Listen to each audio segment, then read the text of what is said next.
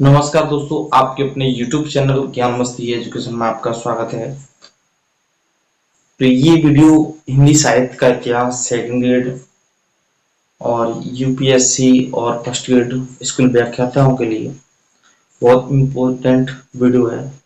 इससे पहले मैंने एक हिंदी साहित्य का इतिहास, उसका परिचय और इतिहास लेखन के लिए कौन सी शर्तें अपनाई गई और कौन कौन सी पद्धतियां अपनाई गई, इसके बारे में चर्चा की थी।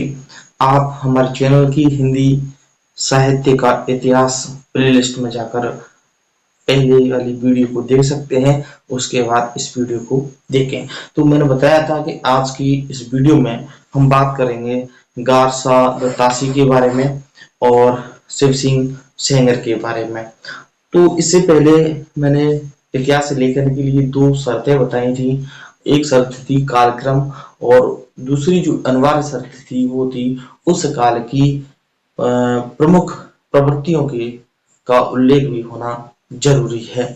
और बात करें इतिहास लेखन की, 5 प्रकार की पद्धतियां अपनाई गई, जिसमें से एक तो थी काल अनुक्रमिकी पद्धति, एक थी वर्ण अनुक्रमिकी पद्धति और तीसरी थी वैज्ञानिक पद्धति, उसमें चौथी थी समाजशास्त्रीय पद्धति और एक पांचवी थी विधेयवादी पद्धति। इन पद्धतियों के बारे में मैं बात कर चुका हूं। अब जान लेते हैं अगली। अगर अगर आपने अभी तक हमारे चैनल को सब्सक्राइब नहीं किया तो चैनल को सब्सक्राइब कर लें, साथ में बेल आइकन प्रेस कर लें और आने वाले वीडियो का नोटिफिकेशन आपको मिलता रहेगा। वीडियो को ज्यादा से ज्यादा लाइक और शेयर जरूर करें, उन विद्यार्थियों को पहुंचाएं जो वास्तव में मेहनत कर रहे हैं, तैयारी कर रहे हैं। तो स्टार्ट कर लेते हैं गारसा दत्तासी के बारे में कि गारसा दत्तासी थे वो कौन थे। तो गारसा दत्तासी, इनकी बात करें तो देखा जाए तो ये फ्रांस के रहने वाले थे। कहाँ के थे? फ्रांसीसी थे। कौन थे? फ्रांसीसी थे। यानी गारसा जो दत्तासी थे वो फ्रांस के लेखन हैं, फ्रांस के व्यक्ति थे, फ्रांसीसी थे और इन्होंने ही भारत में इतिहास लेखन की परंपरा की शुरुआत की थी। इतिहास लेखन की परंपरा की शुरुआत की थी। यानी भारत की बात करें तो इन्होंने ही इतिहास लेखन की परंपरा की शुरुआत की थी और इन्होंने एक रचना लिखा था, इतिहास ग्रंथ लिखा था और उसका नाम था इस्तवार। इनका जो इतिहास ग्रंथ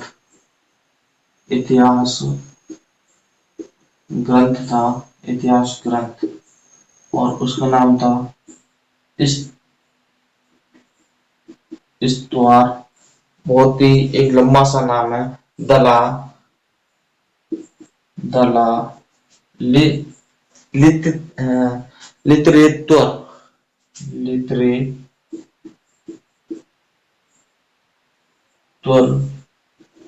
लिटरेत्वर एंदुई ए हिंदुस्तानी एंदुई ए हिंदुस्तानी, ये इनके ग्रंथ का नाम था। ग्रंथ का क्या नाम था? इस्तवार दला लिटरेत्वर एंदुई ए हिंदुस्तानी, ये इनका ग्रंथ था। और इस ग्रंथ की जो रचना की गई थी 1839 ईस्वी में। इस ग्रंथ की रचना कब की गई? 1839 ईस्वी में। तो बात करें इतिहास, हिंदी साहित्य का इतिहास की बात कर रहे हैं और गारसा दत्तासी के बारे में बात कर रहे हैं। गारसा दत्तासी जो थे वो फ्रांस के रहने वाले थे। कहाँ के थे? फ्रांसीसी थे और इन्होंने इतिहास लेखन की परंपरा की शुरुआत की थी और इन्होंने एक इतिहास ग्रंथ लिखा था। उस इतिहास ग्रंथ का नाम था इस्तवार दला लिटरेत्वर हिंदुस्तानी और इसकी रचना की गई थी 1839 में की गई थी। कब की थी? 1839 में की गई थी। बात करें तो ये फ्रांस, वास्तव में देखी जाए जो इन्होंने जो ग्रंथ लिखा था कौन सी भाषा में लिखा था, तो इसकी जो भाषा थी वो कौन सी भाषा थी? फ्रेंच भाषा। कौन सी भाषा थी? फ्रेंच भाषा। फ्रेंच भाषा में इस ग्रंथ को लिखा गया था। और इस ग्रंथ की बात करें तो इस ग्रंथ में कुल कवि की बात करें तो इसमें कुल कवि 738 कवि थे। कितने कवि थे? 738 कवियों का उल्लेख किया गया था। इसमें से बात करें हिंदी के तो हिंदी के कवि थे। इसमें हिंदी के कवि कितने थे? तो हिंदी के कवि की बात करें तो इसमें 72 हिंदी के कवि थे। हिंदी के 72। और उर्दू की बात करें, उर्दू के कवि की बात करें तो उर्दू के कवि जो थे वो शेष सभी थे। यानी इन 72 कवियों को छोड़ा जाए, इनको छोड़ दिया जाए तो उर्दू भाषा के शेष कवि थे। तो बात करें टोटल कितने थे? 738। कौन सी भाषा में ग्रंथ लिखाया गया था? फ्रेंच भाषा में। हिंदी के कवि कितने थे? 72। और उर्दू के शेष सभी थे। बात करें तो जी भारत में जो गार्सा जो ताशी थे, गार्सा ताशी जी थे, ये उर्दू के भारत में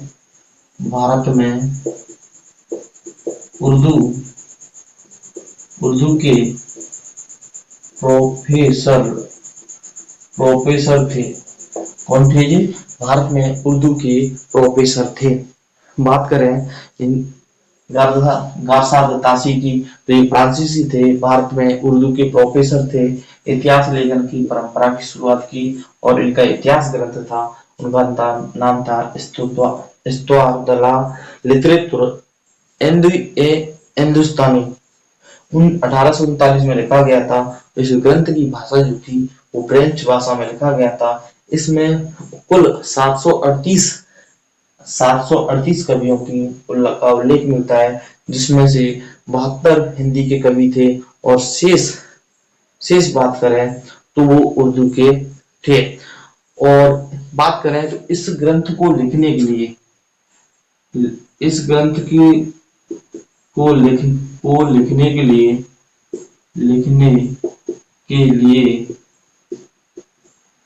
इस ग्रंथ को लिखने के लिए 66 पुस्तकों की मदद ली गई। इस ग्रंथ को लिखने के लिए 66 पुस्तकों की मदद ली गई। कितने पुस्तकों की? 66 की ली गई, जिनमें से 11 इनमें से जो 11 हिंदी पुस्तक थी। कितनी? 11 हिंदी पुस्तक। और शेष कितनी बची? 55 थी वो उर्दू पुस्तक थी। इसकी थी उर्दू की 55 पुस्तकें थी। अब बात करें ये इतिहास ग्रंथ लिखा गया था। जो इतिहास ग्रंथ लिखा गया था वो 2 संस्करणों में प्रकाशित हुआ था। यह इतिहास ग्रंथ की बात करें, इतिहास ग्रंथ 2 संस्करणों में प्रकाशित हुआ था। कितने संस्करणों में हुआ था? 2 में हुआ था। बात करें कब हुआ था तो इनका जो प्रथम संस्करण था वो था 1839 में। और दूसरे संस्करण की बात करें तो ये था 1871 ईस्वी में। 1871 ईस्वी में इसका दूसरा संस्करण प्रकाशित हुआ था। और बात करें तो प्रथम संस्करण की बात करें, प्रथम जो संस्करण था इसका प्रथम संस्करण इसके 2 भाग थे। कितने भाग थे? 2 भाग।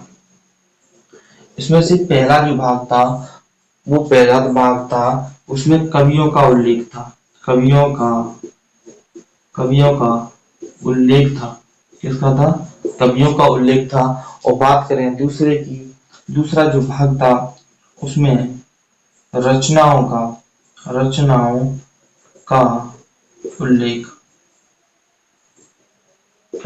का उल्लेख था। एक बार फिर से तय कर लेते हैं। गार्सा जो ताशी थे वो फ्रांसीसी विद्वान थे और भारत में उर्दू के प्रोफेसर थे। इन्होंने इतिहास लेकर की परंपरा की शुरुआत की थी और इन्होंने इतिहास ग्रंथ लिखा था प्रथम बार। तो उस ग्रंथ का नाम था इस्त्वार द ला लिटरेचर हिंदुस्तानी। और इसको जो ग्रंथ लिखा गया था वो 1839 ईस्वी में लिखा गया था फ्रेंच भाषा में। इसमें कुल 738 कवि थे, हिंदी के 72 कवि कुल और उर्दू के 6 कवि थे। ग्रंथ को लिखने के लिए 66 पुस्तकों की मदद ली गई और इस ग्रंथ को 2 संस्करणों में प्रकाशित किया गया था। पहला संस्करण 1839 में, दूसरा 1871 में। प्रथम जो संस्करण था उसके 2 भाग थे। प्रथम भाग में कवियों का उल्लेख था और दूसरे में जो कवि थे उनकी रचनाओं का उल्लेख था। और ग्रंथ को लिखने के लिए 66 जो पुस्तकें मदद में ली गई थी उनमें से 11 हिंदी पुस्तक थी और 55 पुस्तक जो थी वो उर्दू की थी। जो इस का स्क्रीनशॉट लेना चाहता है वो स्क्रीनशॉट ले सकता है। तो बात करते हैं दोस्तों इसके से और आगे की बात करें। इस जो उन्होंने जो इतिहास ग्रंथ लिखा था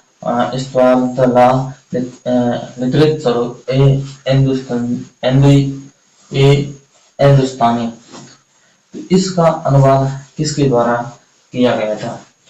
इसके अनुवाद की बात करें तो एक भारतीय विद्वान थे और उस भारतीय विद्वान का नाम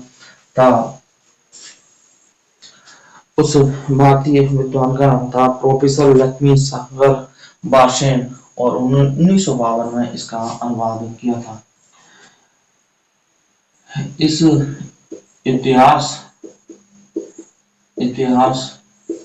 ग्रंथ का हिंदी अनुवाद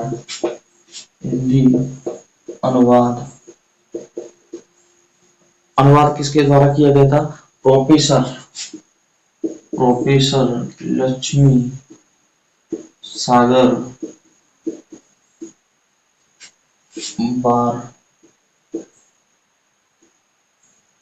बारसे के द्वारा। और कब किया गया था? 1952 ईस्वी में। कौन से कब किया गया? 1952 में प्रयाग इलाहाबाद से। प्रयाग या इसको इलाहाबाद भी कह सकते हैं। इलाहाबाद से एक एक पत्रिका निकलती थी और वो थी हिंदू साहित्य का इतिहास नाम से इसको प्रकाशित करवाया था। पत्रिका थी कोई और उसमें इस जो कोई पत्रिका निकलती थी और उस पत्रिका में इसको हिंदुई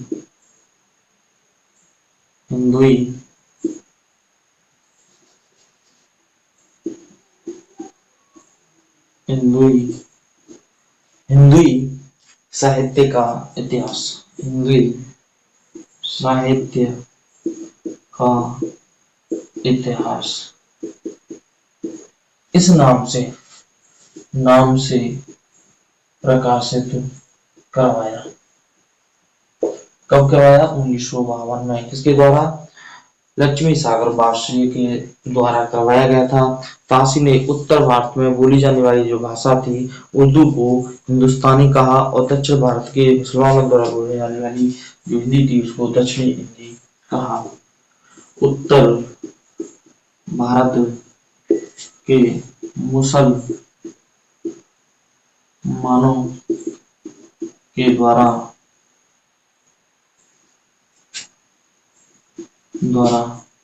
बोली जाने वाली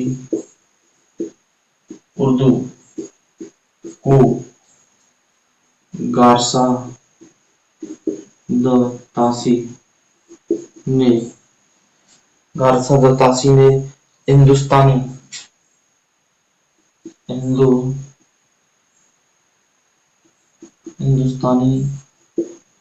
कहा तथा और दक्षिणी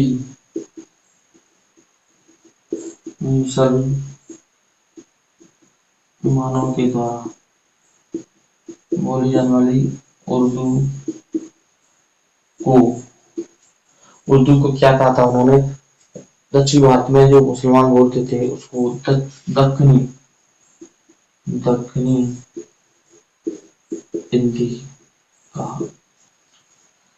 बात करें जो इस्तवार दला एंदुई लिटरेचर एंदुई हिंदुस्तानी जो नाम गासादासी का जो इतिहास ग्रंथ था उसका हिंदी अनुवाद प्रोफेसर लक्ष्मी सागर भाषणी के द्वारा 1952 में किया गया था और प्रयाग इलाहाबाद से इसको हिंदू साहित्य का इतिहास के नाम से प्रकाशित करवाया। उत्तर भारत में बोली जाने वाली जो उर्दू भाषा थी गासादासी ने उसको हिंदुस्तानी कहा और दक्षिण भारत के जो मुसलमानों के द्वारा जो बोली जाने वाली उर्दू भाषा थी उसको दक्कनी हिंदी कहा। तो ये सारी की सारी बात थी वो गासादासी के बारे में थी। अब पढ़ेंगे हम शिव सिंह सेंगर के बारे में। जो इसका स्क्रीनशॉट लेना चाहता है वो स्क्रीनशॉट ले सकता है। तो दोस्तों अब बात करेंगे शिव सिंह सेंगर की।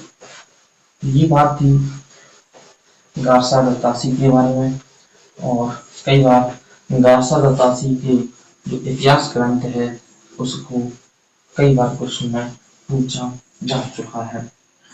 अब बात करते हैं शिव सिंह सेंगर की। शिव सिंह सेंगर शिव सिंह सेंगर की बात करें तो इन्होंने शिव सिंह सरोज की रचना 1883 ईस्वी में की थी। ग्रंथ का क्या नाम था? शिव सिंह सरोज। शिव सिंह सरोज कब प्रकाशित किया था? 1883 ईस्वी में। कौन सा ग्रंथ था? शिव सिंह सरोज। और रचना कब की? 1883 में। और इस इतिहास ग्रंथ को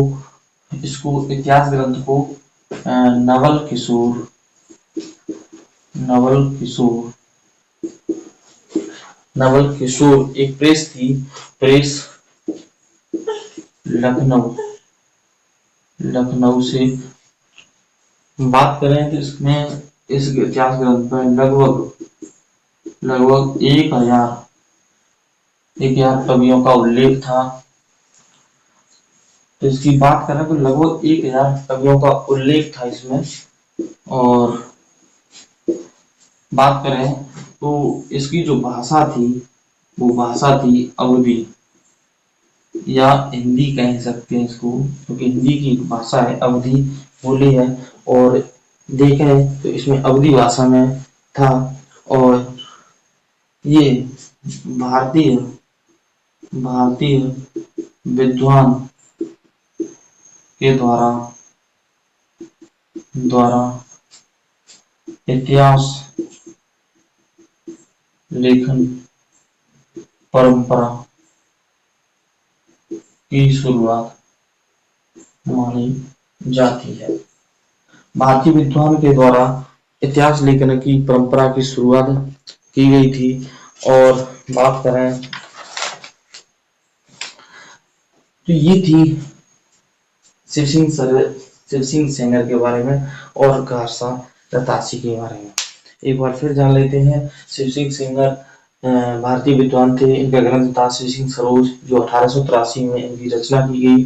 शिव सिंह सरोज नामक इतिहास ग्रंथ था। इसको नवल किशोर प्रेस लखनऊ से प्रकाशित करवाया। इसमें लगभग 1000 कवियों का उल्लेख था। भाषा थी इसकी अवधी या हिंदी कह सकते हैं। भारतीय विद्वानों के द्वारा इतिहास लेखन की परंपरा की शुरुआत की गई थी। तो दोस्तों वीडियो कैसी लगी कमेंट करके जरूर बताएं और वीडियो को ज्यादा से ज्यादा शेयर करें। और अगर आपने अभी चलो हमारे चैनल को सब्सक्राइब नहीं किया तो चैनल को सब्सक्राइब करें, साथ में बेल आइकन प्रेस करें, क्योंकि आने वाले वीडियो का आपको नोटिफिकेशन मिलता रहेगा। इस परंपरा को हम जारी रखेंगे और वादा करता हूं मैं पूरा आपसे इस हिंदी साहित्य के इतिहास को मैं कंप्लीटली पूरा कराऊंगा, एक अच्छी तरह से कंप्लीट कराऊंगा। और आप कमेंट करके जरूर बताएं वीडियो आपको कैसा लगा। मिलेंगे अगले वीडियो में, तब तक के लिए नमस्कार।